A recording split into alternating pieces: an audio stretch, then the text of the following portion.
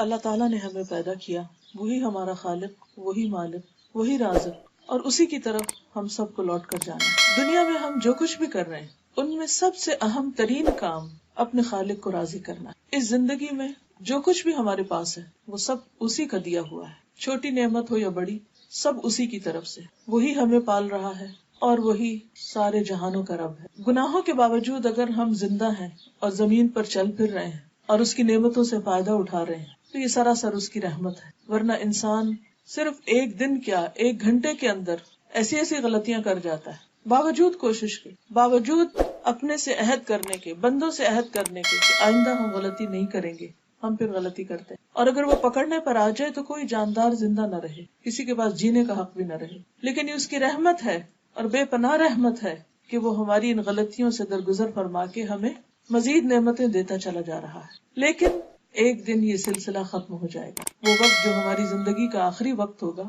اس کے بعد ہماری مہلت، ہماری آزادی سب ختم۔ اس کے بعد نہ ہم نیکی کر سکیں گے اور نہ ہم کوئی گناہ اور نافرمانی کا کام۔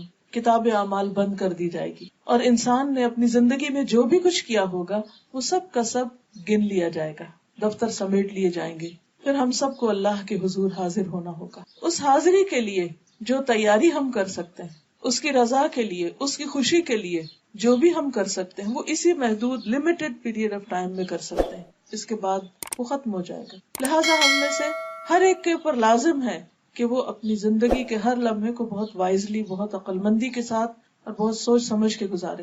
پھسلنا تو راستہ چلنے کے ساتھ ہے ہی، پھسلتے بھی رہیں گے، لیکن پلٹتے آئیں، واپس لوٹتے آئیں اور اپنے رب کی طرف رجوع کرتے رہیں۔ اسی لیے جہاں اللہ سبحانہ و تعالیٰ نے عبادت کا ذکر کیا ہے وہاں ساتھ ہی اللہ سے مدد مانگنے کی بات بھی۔ سورۃ الفاتحہ میں اللہ تعالیٰ فرماتے ہیں ایاک نعبد وایاک نستعین، صرف تیری ہی ہم عبادت کرتے ہیں اور صرف تجھی سے ہم مدد چاہتے ہیں، عبادت میں بھی اور عبادت کے علاوہ باقی بھی زندگی کی تمام چیزوں میں، کیونکہ عبادت اس وقت تک مکمل نہیں ہوتی جب تک ہم اپنی چھوٹی سے چھوٹی اور بڑی سے بڑی تمنا اور مشکل اور پریشانی اور ضرورت ہر ایک کے لیے اپنے رب کی طرف رجوع نہ کریں۔ کیونکہ عبادت کا کیا مطلب ہے؟ محبت، اطاعت، عاجزی اور انکساری کے ساتھ اللہ کے آگے جھکنا، اور اس جھکنے میں جو اہم ترین اور پسندیدہ ترین چیز ہے وہ ہے اپنی ہر ضرورت کے لیے اللہ کے آگے ہاتھ پھیلانا، اللہ سے مانگنا۔ جب بھی کوئی بھی پریشانی زندگی میں ہو سب سے پہلے اللہ ہی کا خیال دل میں آنا۔ ہم سب اپنا جائزہ لے سکتے ہیں کہ جب ہم دکھی ہوتے ہیں یا کوئی پریشانی ہوتی یا دل پہ کوئی بوجھ ہوتا ہے یا ہمیں کوئی مسئلہ پیش آتا ہے یا کوئی ضرورت پیش آتی تو ہم سب سے پہلے کس کا سوچتے ہیں؟ یہ ایک ٹیسٹ ہے ہمارے لیے۔ ہمیں سب سے پہلے اللہ سبحانہ و تعالیٰ کے بارے میں سوچنا چاہیے کہ وہ ہے نا، کیا مشکل ہے؟ کوئی مشکل نہیں، کیونکہ وہ ہے۔ جب لوگ سو جاتے ہیں وہ اس وقت بھی جاگتا ہے، جب لوگ بھول جاتے ہیں وہ اس وقت بھی یاد رکھتا ہے، جب لوگ ناراض ہو جاتے ہیں وہ اس وقت بھی ہماری سنتا ہے۔ لیکن شیطان جو ہمیشہ بندوں کو اللہ کے راستے سے بھٹکانے کے لیے سرگرم عمل رہتا ہے اور وہ ہر راستے پر بیٹھا رہتا ہے اور آگے سے بھی آتا ہے اور پیچھے سے بھی اور دائیں سے بھی اور بائیں سے بھی، تو وہ ہمیشہ یہ چاہتا ہے کہ بندہ اپنے رب کو بھول جائے۔ اور شرک کا پہلا دروازہ ہی یہاں سے کھلتا ہے جب بندہ اپنی کسی بھی مشکل میں اللہ کی طرف جانے کی بجائے لوگوں پر توکل کرنے لگے، لوگوں کے پیچھے بھاگنے لگے، انسانوں پر امیدیں رکھے اور انسانوں کو اپنا رازق اور اپنا مالک سمجھنے لگے۔ کوئی انسان ایسا نہیں کہ جو ضرورت مند نہ ہو۔ کسی بھی انسان سے جا کر مل کے دیکھیں، چاہے کوئی غریب ہو یا امیر، دنیا کے غریب ترین انسان کو بھی اور امیر ترین انسان کو بھی اور ان کے بیچ کے بھی لوگوں کو، سب کے سب محتاج، سب کے سب ضرورت مند ہیں، اور سب کی ضروریات صرف ایک رب ہی پوری کر سکتا ہے، کوئی بندہ نہیں کر سکتا۔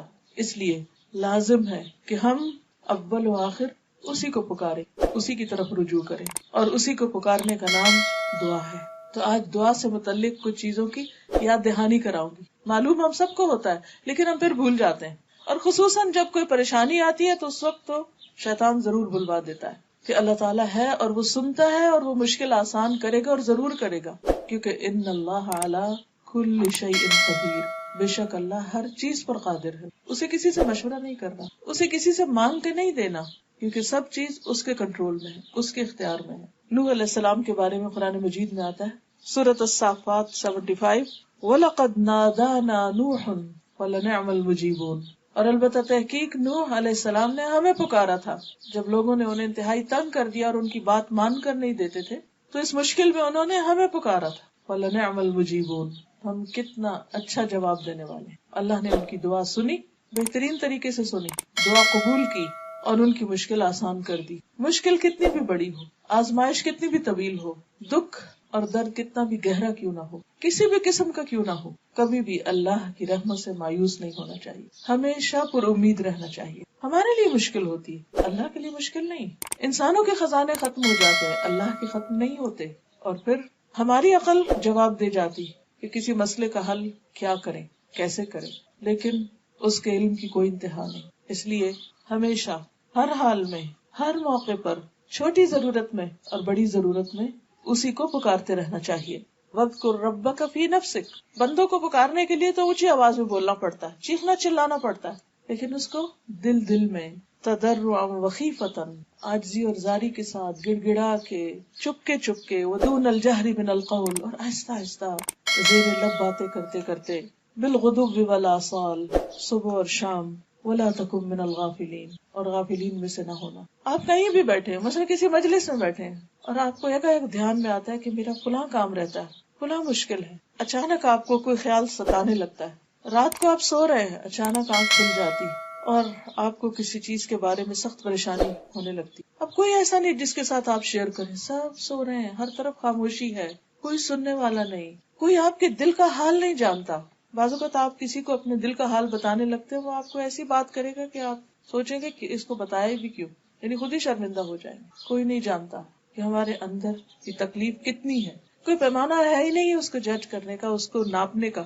ہمارا بلڈ پریشر جاننے کے لیے تو آلات موجود ہیں، شوگر چیک کرنے کے لیے بھی ہیں، بخار ہو گیا اس کو بھی جان سکتے ہیں، لیکن اندر کسی کے دکھ اور درد اور زخم کتنے ہیں، کوئی پیمانہ نہیں، کوئی نہیں جان سکتا سوائے اس ایک اللہ کے. بعض باتیں ایسی ہوتی ہیں کہ جو آپ کسی کے ساتھ شیئر بھی نہیں کر سکتے. کچھ تو ہوتا ہے انسان اپنے بہن بھائی کے ساتھ، دوست کے ساتھ، رشتہ داروں کے ساتھ، قریبی لوگوں کے ساتھ، خیر خواہوں کے ساتھ شیئر کرتا ہے، ان سے مشورہ مانگتا ہے، ان سے مدد مانگتا ہے.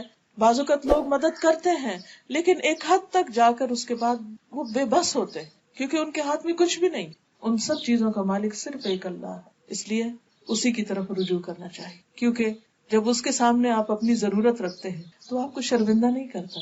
بندوں کے سامنے آپ ضرورت رکھتے ہیں، بندے آپ سے بھاگنے لگیں گے، آنکھیں بند کر لیں گے، یا احسان جتائیں گے، یا کبھی شرمندہ کر دیں گے، اور کبھی دل کھول کے مدد بھی کریں گے. تو آپ ایک بوجھ محسوس کریں گے، آپ احسان تلے بھی آ جائیں گے. اور بعض اوقات ہو سکتا ہے کہ آپ ان سے کچھ شیئر کریں، وہ آگے کسی اور کو بتا دیں، وہ آپ کا پردہ ہی نہ رکھیں. لیکن اللہ سبحانہ وتعالیٰ آپ کا پردہ رکھتے ہیں. کچھ بیماریاں ایسی ہوتی ہیں انسان کو، کچھ روگ ایسے ہوتے ہیں، کچھ دل کے وسوسے ایسے ہوتے ہیں کہ انسان ان کو زبان پہ بھی نہیں لانا چاہتا. ایوب علیہ السلام کے اوپر جب تکلیف آئی تو شیطان نے ان کو طرح طرح کے وسوسے ڈالے. انی مسنی الشیطان بنصب وعذاب، کہ اس نے تھکا دیا، اس نے طرح طرح کے وسوسے ڈالے. بعض بیماریاں جسمانی نہیں ہوتی، قلبی بھی نہیں ہوتی، لیکن وہ ذہنی ہوتی ہیں کہ انسان کچھ چیزوں کے بارے میں کنفیوز ہوتا ہے، سارٹ آؤٹ نہیں کر سکتا. اس کو کسی چیز کے بارے میں رہنمائی، ہدایت چاہیے ہوتی ہے، گائیڈ لائن چاہیے ہوتی ہے، اچھا مشورہ چاہیے ہوتا ہے. پھر بعض اوقات انسان جن کے اوپر اعتماد بھی کرتا ہے وہ دھوکہ دے جاتے ہیں. بعض لوگ اس پر ناراض ہوتے ہیں کہ ان کے بہن بھائیوں نے ان کو چیٹ کر لیا، ان کو غلط مشورہ دیا. کیونکہ بھائیوں کے بیچ میں بھی جیلسیز ہوتی ہیں، جیسے حابیل اور قابیل کے بیچ میں تھی، جیسے یوسف علیہ السلام کے بھائیوں کے بیچ میں تھی. یہ خون کے رشتے ہیں، وہاں بھی جیلسیز ہیں. انسان کمزور ہیں، انسانوں کے اندر بعضوں کا جیلسیز ہوتی. آپ ان سے اعتماد کر کے مشورہ مانگ رہے، وہ آپ کو بالکل الٹی بات بتا رہے جس میں آپ کے لیے اور مصیبت ہے. آپ کو پتہ ہی نہیں کہ آپ دھوکہ کھا رہے ہیں. ایسے میں انسان سوچتا ہے کہ کہاں جائے. جس کا اللہ پر ایمان نہیں ہوتا، جس کو اللہ پر اعتماد نہیں، یقین نہیں، وہ یقیناً اس وقت پریشان ہوگا، وہ حوصلہ ہار جائے گا، وہ مایوس ہو جائے گا. لیکن جن کا اللہ پر ایمان ہوگا، جو واقعی اللہ کے بندے ہوں گے، وہ کبھی بھی مایوس نہیں ہوں گے. وہ چپ کے دل میں، لوگوں کے بیچ میں، کہیں بھی بیٹھے ہوئے، سوتے ہوئے، سو کے جاگتے ہوئے، کسی بھی حال میں اپنے رب کو پکار سکتے ہیں. کیونکہ رب دور نہیں، وہ تو ہماری شہرت سے بھی زیادہ قریب ہے، اس کو تو ہر چیز کا علم ہے. وَنَعْلَمُ مَا تُوَسْوِسُ بِهِ نَفْسُهُ، ہم تو یہ بھی جانتے ہیں کہ اس کے دل میں خیال کیا اٹھتے ہیں. إِنَّ اللَّهَ يَحُولُ بَيْنَ الْمَرْءِ وَقَلْبِهِ، خود انسان کو اپنا وہ پتہ نہیں جو اللہ جانتا ہے اس کے بارے میں. تو اس لیے ہر حال میں اسی کو پکارتے رہنا چاہیے. قل من ينجيكم من ظلمات البر والبحر تدعونه تضرعا وخفيا. آپ کہیے کہ وہ کون ہے جو تم کو خشکی اور دریا کے اندھیروں سے نجات دیتا ہے. یعنی جب کشتیاں ڈوبنے لگتی ہیں تم اس کو پکارتے ہو گڑ گڑا کر اور چپکے چپکے کہ اگر تو ہم کو ان سے نجات دے تو ہم ضرور شکر کرنے والوں میں سے ہو جائیں گے. کیونکہ اس وقت انسان پھر اللہ سے عہد بھی مانتا ہے کہ ہم اطاعت گزار ہوں گے. پھر ہم دیکھتے ہیں کہ تمام پیغمبروں نے اللہ رب العزت ہی کو پکارا جب بھی ان پر کوئی مشکل آئی، اور اللہ تعالیٰ نے سب انسانوں کے لیے دروازہ کھلا رکھا ہے. فرمایا وَإِذَا سَأَلَكَ عِبَادِي عَنِّي فَإِنِّي قَرِيبٌ أُجِيبُ دَعْوَةَ الدَّاعِ إِذَا دَعَانِ. جب میرے بندے آپ سے میرے بارے میں پوچھے کہ ہمارا رب کہاں ہے، وہ سنتا ہے یا نہیں، وہ مشکل حل کر سکتا ہے یا نہیں، تو ان کو بتا دیجئے کہ میں ان سے بہت ہی قریب ہوں.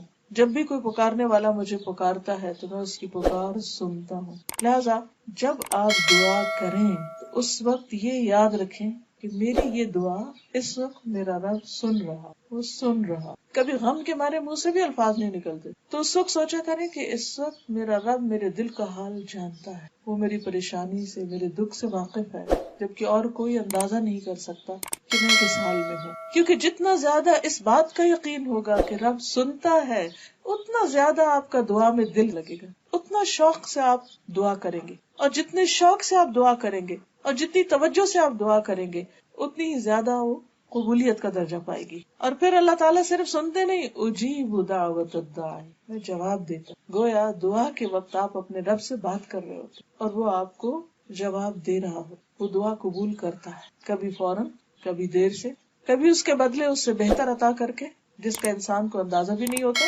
اور کبھی آخرت کے لیے جمع کر. لیکن دعا رد نہیں ہوتی.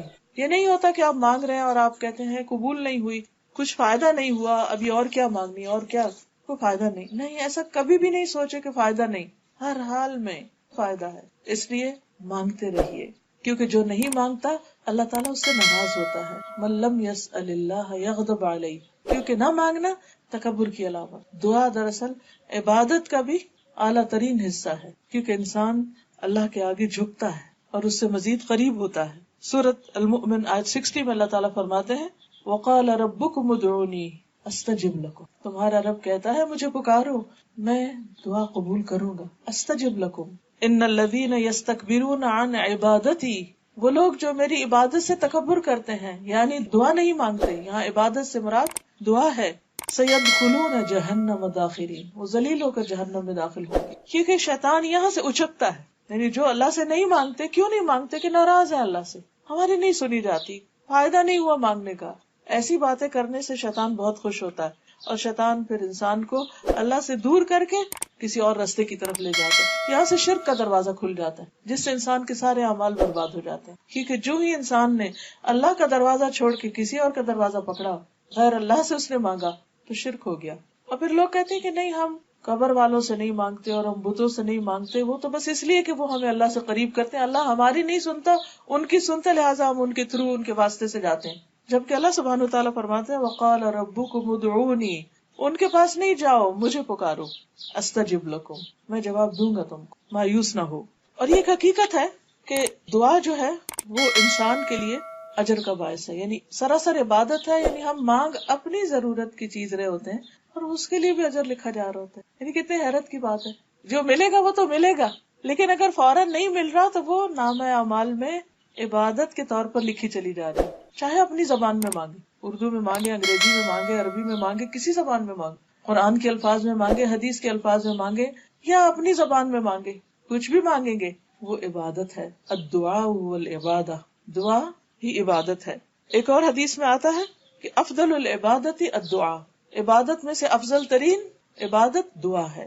اور یہ بھی ہمیں پتہ چلتا ہے کہ دعا کی قبولیت کا اتنا یقین ہونا چاہیے کہ جیسے حدیث میں آتا ہے کہ دعا تقدیر کو بھی بدل دیتی. لا يرد القضاء الا الدعاء.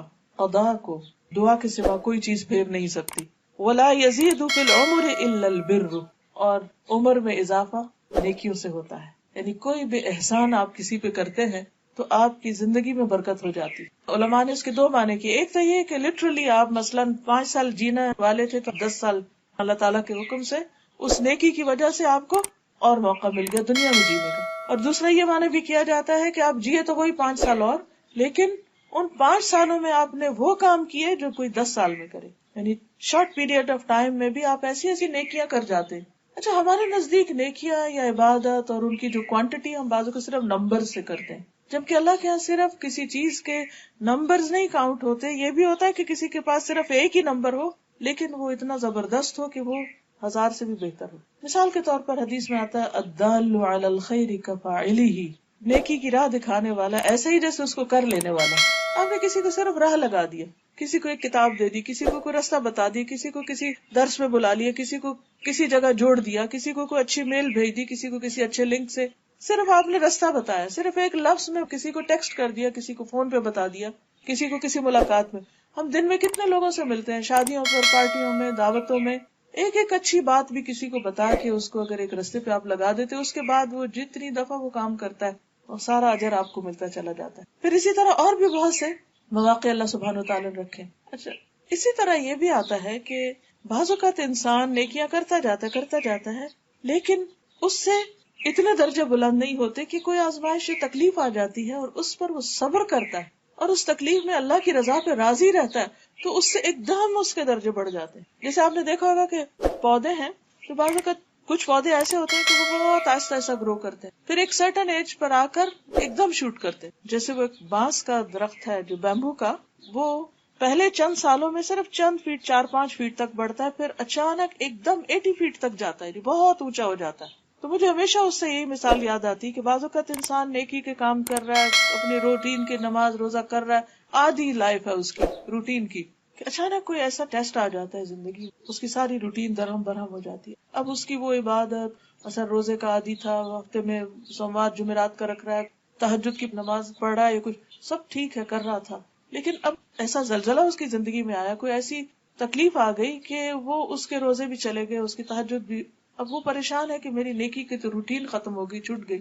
لیکن اس کو نہیں یہ معلوم ہوتا یا اس کو خیال نہیں آتا کہ اس تکلیف سے جو اس نے صبر کیا اور اللہ کی رضا پہ راضی رہا اور اپنی زبان سے کوئی غلط کلمہ نہیں نکالا، وہی بیمبو کے درخت کی مثال کی طرح وہ ایک دم درجے میں وہاں گیا، پلس وہ جو بیماری سے پہلے یا تکلیف سے پہلے وہ نیکیاں کر رہا تھا ان کا اجر بھی لکھا گیا کیونکہ وہ ان کو روٹین میں کرتا تھا. حدیث میں آتا ہے نا کہ ایک شخص عام دنوں میں جو عبادت کرتا ہے، اگر بیماری یا سفر کی وجہ سے اس کی عبادت میں خلل آتا ہے تو فرشتے اس کے وہ عبادت بھی ساتھ ساتھ لکھتے چلے جاتے ہیں، یعنی وہ اجر کا سلسلہ منقطع نہیں ہوتا، اگرچہ وقتی طور پر آپ کی وہ عبادت کا سلسلہ منقطع ہو جاتا ہے. اب اس میں کیا ہوتا ہے، تکلیف میں ایک تو صبر اور دوسری کیا چیز درجے بلند کرتی، دعا. عام حالات میں ہم اتنی دعائیں نہیں کرتے، جب سب ٹھیک ہوتا ہے، ہم فزیکلی بھی فٹ ہوتے ہیں اور ہر چیز ہماری مرضی کے مطابق چل رہی ہوتی ہے تو ہم نماز پڑھتے ہیں، نماز پڑھ کے تو سوچتے کیا دعا مانگے، سب ٹھیک تو ہے، چلو کچھ اور کرو. لیکن جب ذرا بھی کوئی تکلیف آتی خود کو یا اپنے کسی پیارے کو، پھر ہم لمبی دعائیں مانگنے لگتے ہیں، اور یہ لمبی دعائیں کرنا اب اس کے درجوں میں ایک دم اضافے کا ذریعہ بن رہا، اوپر سے اوپر، اوپر سے اوپر ایک دم.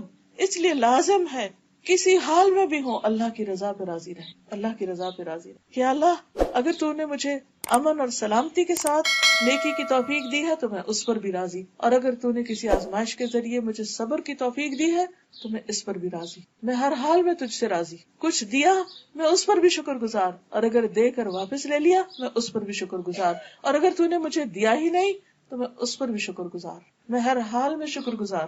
جب دل کی یہ کیفیت ہوتی ہے تو انسان واقعی اللہ کے مقرب بندوں میں شامل ہو جاتا ہے. اور آپ دیکھیے کہ ایوب علیہ السلام پر جب بہت اچھے حالات تھے، مال بھی تھا، اولاد بھی تھی، گھر بھی، تو وہ دین کی تبلیغ کرتے تھے تو ان کے جو مخالف تھے وہ کہنے لگے کہ آپ بھلا کیوں نہ اللہ کی عبادت کریں، اللہ نے آپ کو سب کچھ دے رکھا ہے. اللہ تعالیٰ نے ان کو آزما لیا، مال بھی چلا گیا، اولاد بھی چلی گئی، مویشی بھی مر گئے، ہر چیز ختم، حتیٰ کہ کچھ عرصے کے لیے بیوی بھی ایک طرف ہو گئی تو بالکل تنہا رہ گئے، اور ساتھ تکلیف بھی، بیماری بھی. تو اس وقت اللہ کو پکارتے اور کہتے ہیں کہ یا رب جب تو نے مجھے سب کچھ دیا تو تو جانتا ہے کہ میں اس وقت بھی اپنا نرم گرم بستر چھوڑ کر تیری عبادت کے لیے اٹھتا تھا، لیکن اب جب کہ تو نے سب کچھ لے لیا تو میرے لیے تیرے سوا کوئی باقی نہیں رہا. اب اس وقت جو میں تیری عبادت کرتا ہوں اس میں جو لطف ہے وہ پہلے سے بھی کہیں زیادہ ہے، کیونکہ تکلیف میں بہرحال انسان اللہ کی طرف زیادہ مائل ہوتا ہے اور بہت دل سے، اور سارے غفلت کے پردے پھاڑے جاتے ہیں، حقیقی انسان سامنے آتا ہے. تو اللہ تعالیٰ ان پر اتنا راضی ہوا، ان کی بیماری بھی دور کر دی اور ان کو پہلے سے ہر چیز دگنی عطا کی، دنیا میں عطا کی. بات کیا تھی کہ صبر اور اللہ کی عبادت میں اور خشوع اور دعا. اور دعا بھی آپ دیکھیں کتنی خوبصورت کرتے ہیں. انی مسنی الضر وانت ارحم الراحمین، صرف رحمت کو پکارتے رہتے کہ تیری رحمت جوش میں آ گئی تو سب کچھ آسان ہو جائے گا. تو اس لیے انسان جس حال میں بھی ہو، عام حالات میں بھی پکارے اور تکلیف میں بھی، لیکن کبھی بھی اللہ سے ناراض نہ ہو. اور یہ یاد رکھے کہ دعا تو قدر کو پھیر سکتی. حضرت عمر جیسے دعا مانگتے تھے کہ اللہ اگر تو نے ہمیں اشقی